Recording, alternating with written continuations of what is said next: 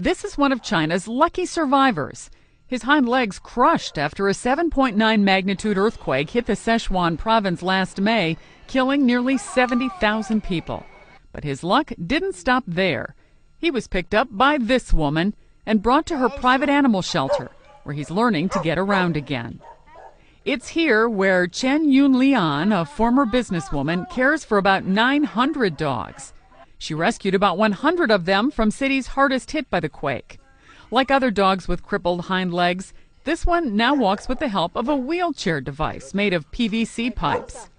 Chen said her shelter is close to full capacity. She spends nearly $9,000 each month on dog food, salaries, and supplies.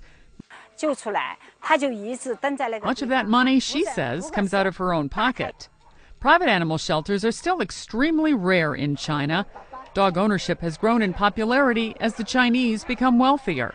But many people don't have the strong emotional attachment to the animals that's common in the West.